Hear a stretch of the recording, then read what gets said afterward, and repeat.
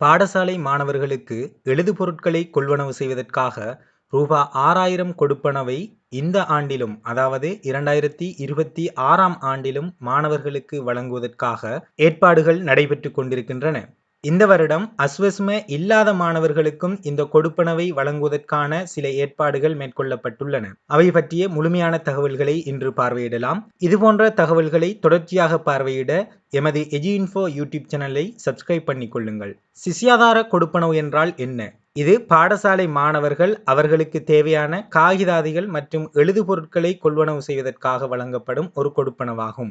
கடந்த 2025ஆம் ஆண்டு பாடசாலை மாணவர்களுக்கு எழுதுபொருட்களை கொள்வனவு செய்வதற்காக முதல் தடவையாக ஒரு மாணவருக்கு 6000 ரூபா பெறுமதியான வவுச்சர் வழங்கப்பட்டது. அதேபோல் இந்த ஆண்டிலும் 2026ஆம் ஆண்டில் 6000 ரூபா பெறுமதியான வவுச்சர்களை மாணவர்களுக்கு வழங்குவதற்கு தற்போதுள்ள அமைச்சரவை அங்கீகாரம் வழங்கியுள்ளது.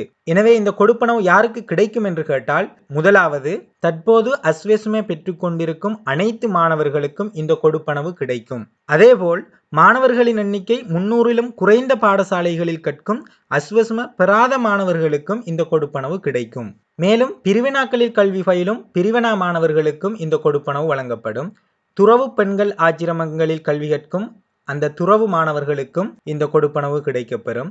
அதேபோல் சிறுவர் அபிவிருத்தி நிலையங்களில் உள்ள பாடசாலை மாணவர்களுக்கும் இந்த கொடுப்பனவு கிடைக்கும். இதற்கு மேலதிகமாக இந்த அஸ்வஸ்ம கொடுப்பனவு இதுவரை பெறாத மாணவர்களுக்கும், அதாவது 300லும் அதிகமான மாணவர் தொகையை கொண்ட பாடசாலைகளில் கல்வி கற்கும் அஸ்வஸ்ம இல்லாத வறிய மாணவர்கள் கடந்த காலங்களில் எந்த கொடுப்பனவும் இன்றி புறக்கணிக்கப்பட்டவர்களாக காணப்பட்டார்கள் என்பதே உண்மை. இந்த மாணவர்கள் புறக்கணிக்கப்படுவதை தவிர்ப்பதற்காக இந்த வருடம் இந்த 300லும் அதிகமான மாணவர்களை கொண்ட பாடசாலைகளில் உள்ள அஸ்வஸ்ம இல்லாத மாணவர்களையும் இனங்கண்டு அந்த மாணவர்களுக்கும் கொடுப்பனவு வழங்குவதற்கு தீர்மானிக்கப்பட்டுள்ளது. இருந்தாலும் அந்த மாணவர்கள் அஸ்வஸ்ம பெற தகுதியுள்ளவர்களாக இருத்தல் வேண்டும் என குறிப்பிடப்பட்டுள்ளது. அதாவது அஸ்வஸ்ம பெறுவதற்கு தகுதியாக இருந்தும் அந்த மாணவர்களுக்கு அஸ்வஸ்ம கிடைக்கவில்லை என்றால் அந்த மாணவர்களுக்கும் தற்போது இந்த சிஷ்யாதார கொடுப்பனவை வழங்க வேண்டும் என்று கூறப்பட்டுள்ளது.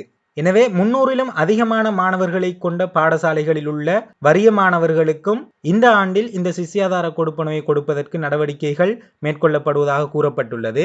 இருந்தாலும் பொறுத்திருந்துதான் பார்க்க வேண்டும், இது எந்த அளவிற்கு நடைமுறையில் சாத்தியமாகின்றது, மாணவர்கள் தெரிவுகள் எவ்வாறு நடைபெறுகின்றது என்பது பொறுத்திருந்துதான் பார்க்க வேண்டும்.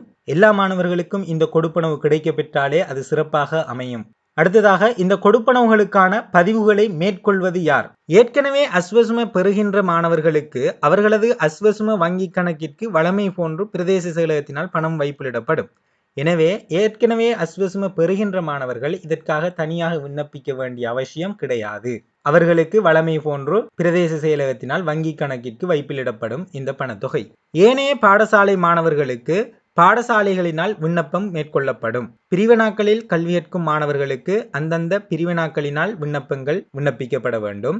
துறவு பெண்கள் ஆச்சிரமங்களில் கல்வி கற்கும் மாணவர்களுக்கு அந்த ஆச்சிரமங்களினாலே விண்ணப்பிப்பதோடு சிறுவர் அபிவிருத்தி நிலையங்களில் உள்ள மாணவர்களுக்கு சிறுவர் அபிவிருத்தி நிலையங்களின் ஊடாகவே இந்த விண்ணப்பங்கள் கோரப்படல் வேண்டும். எனவே அஸ்வஸ்ம பெறாத பாடசாலை மாணவர்களுக்கு பாடசாலைகளினாலேயே விண்ணப்பங்கள் விண்ணப்பிக்கப்படல் வேண்டும். பொருட்களை கொள்வனவு செய்வது எப்படி? அஸ்வஸ்ம உள்ளவர்களுக்கு கடந்த வருடம் அவர்களது வங்கி கணக்கிற்கு பணம் வைப்பிலிடப்பட்டது. அதேபோல் இந்த வருடமும் வைப்பிலிடப்படலாம் என எதிர்பார்க்கப்படுகின்றது. ஏனைய அஸ்வஸ்ம இல்லாத மாணவர்களுக்கு பண வவுச்சர்கள் பாடசாலைகள் ஊடாக அல்லது பிரிவினாக்கள் ஊடாக வழங்கப்படும். அந்த பண வவுச்சர்களை கொண்டு பதிவு செய்யப்பட்ட வியாபார நிலையங்களில் மாணவர்கள் பொருட்களை கொள்வனவு செய்ய முடியும். இது தொடர்பாக 2025இல் வழங்கப்பட்ட அறிவுறுத்தல்கள் அடங்கிய வீடியோக்கள் கீழே டிஸ்கிரிப்ஷனில் பதிவிட்டிருக்கின்றேன், அவற்றை பார்வையிடுங்கள்.